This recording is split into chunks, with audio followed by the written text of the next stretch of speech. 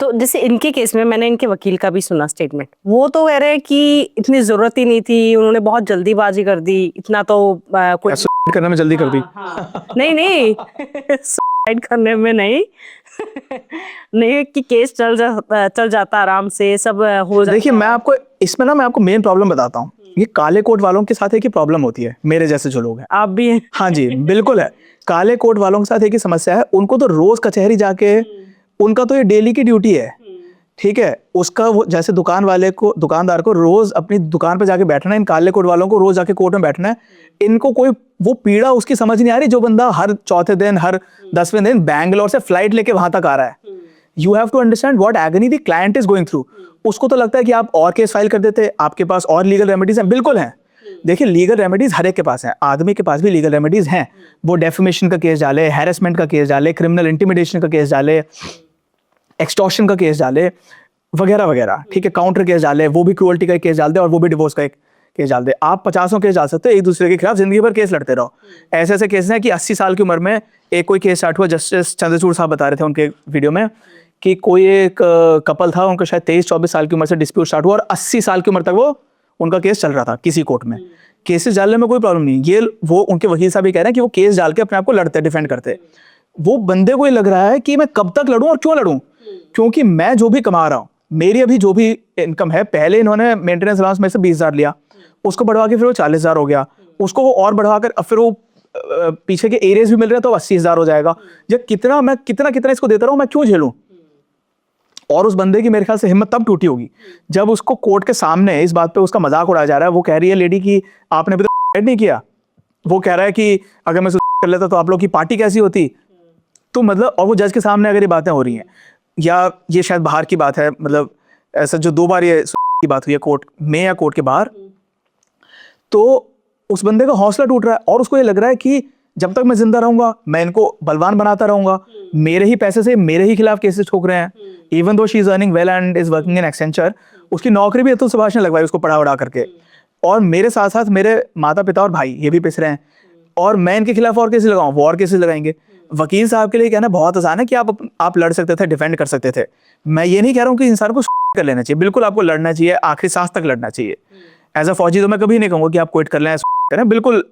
Is never something which should be encouraged और which is an appreciable measure, but you have to see what would be the psyche of this person who has been so harassed, जो पिछले 5-6 साल से इतनी harassment झेल रहा है, जिसने कई लाखों रुपए इसमें दे दिए, और उसको लग रहा है कि उसको एक्चुअली ये लग रहा है, सब वो लेडी और उसकी मदर और उसकी फैमिली ये कह रहे हैं कि अभी तक आपने नहीं किया।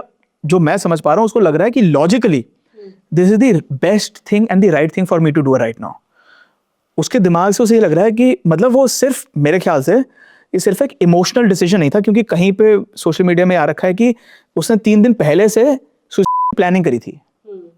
सुसाइड काफी हद तक मेरे ख्याल से लोग इम्पल्सिवली कर लेते हैं कि एकदम से बिल्कुल गर्म दिमाग हो गया और चौथे मंजिल पे गए, वहां से कूद गए, ठीक है, या एकदम से पटरी के नीचे आ गए, या जहर खा लिया, मतलब 1-2 घंटे 4 घंटे की के इम्पल्सिव एक्शन लिया और कर दिया। लेकिन इस बंदे ने 3 दिन से या उससे भी पहले से इसने बहुत प्लान करके किया, और अगर आप उनकी वीडियो देखें, वो कितनी कामली सारी बातें बोल रहे हैं। सो इनको मेरे ख्याल से लॉजिकली ये लग रहा था, इनको इंटेलेक्चुअल माइंड से ये लग रहा था कि करना ही मेरे लिए ठीक है इन सारे स्थितियों में। वो वकील साहब का कहना ठीक, और मैं बताता हूँ वकील साहब के तो और पैसे बनेंगे बाय द वे, और केसेस चलाओ और अपील फाइल करो, हाई कोर्ट में डालो, हाई कोर्ट से सुप्रीम कोर्ट में डाल दो। तो क्या जो केस सॉल्व नहीं होते हैं जी, कहीं ना कहीं इनके पीछे वकील हैं? कई केसेस में है, डेफिनेटली, कोई डाउट नहीं है इसमें। देखिए, अगर आपको केस को ना जल्दी खत्म करने की कोशिश अगर आप नहीं करेंगे, तो वो केसेस लिंगर ऑन हो सकते हैं। बहुत केसेस हैं, इलाहाबाद हाई कोर्ट में 1970s 80s के केसेस पड़े हुए हैं। इंडिया में if I am not wrong right now 5 crore cases पड़े हुए हैं, ठीक है। केस की डेट 6-6 महीने में आ रही है। अभी हमारे केस था फरीदाबाद कोर्ट में, वहां पे किसी जज साहब की मदर की डेथ हो गई, तो कॉन्डोलेंस मीटिंग हो रही है। अब कॉन्डोलेंस मीटिंग के लिए सारे जजेस उस दिन काम ना करें, क्या मतलब बनता है। मेरा एक जूनियर वकील गुड़गांव से फरीदाबाद तक गया, शायद 2-2.5 घंटा लगते हैं मेट्रो से जाने में। वहां पे 1-2 घंटा वेट करने के बाद पता चला कि कॉन्डोलेंस मीटिंग हो रही है। फिर वापस, मतलब उस बंदे का पूरा दिन उसमें लग गया, और वहां जाके पता चला कॉन्डोलेंस मीटिंग हो रही है।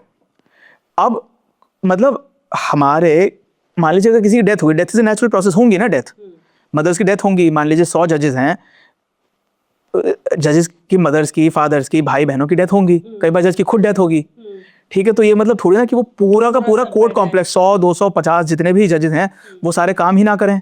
What nonsense is this. अगर मान लीजिए हमारी आर्मी में ऐसा कर दें, ठीक है, तो देश की सिक्योरिटी क्या होगा? हम हैं मेजर, हमारी मदर की डेथ हो गई, गॉड फॉरबिड, तो उस दिन पूरी headquarter no one is functioning, Pakistan वाले आए अटैक करके हमें, they can plunder us. What nonsense is this. It is a government office. Government में किसी की मदर की डेथ हो गई, कोई सरकारी छुट्टी होती है कि इस बात की? आपने अपनी पॉलिसीज बना रखी हैं कि मदर की डेथ हो गई, फादर की डेथ हो गई, हम छुट्टी करें। क्यों छुट्टी करेंगे?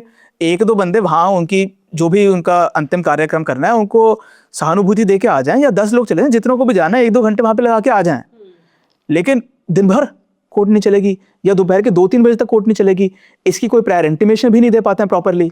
मेरा जो वो एक बंदा गया, उसका तो एक पूरा दिन वेस्ट हो गया, ठीक है। अब उस केस में वो डेट लगी थी 25 नवंबर को, मदर की डेथ हो गई, कॉन्डोलेंस मीटिंग। अब उसकी नेक्स्ट डेट लगी है 23 मई 2025, 6 महीने बाद की डेट। अब अगर 6 महीने ऐसे डेट लगती रहेंगी, मान लीजिए वो 23 मई को जज साहब मान लीजिए वो छुट्टी कर लेते हैं, ठीक है, किसी भी कारणवश, या दूसरी साइड का वकील आके बोलता है सॉरी आज हम आज प्रिपेयर नहीं, हम नहीं पेश हो सकते, फिर 6 महीने बाद की डेट लग गई, तो 5-7 साल तक यही केस ऐसे ही पड़ा रहेगा।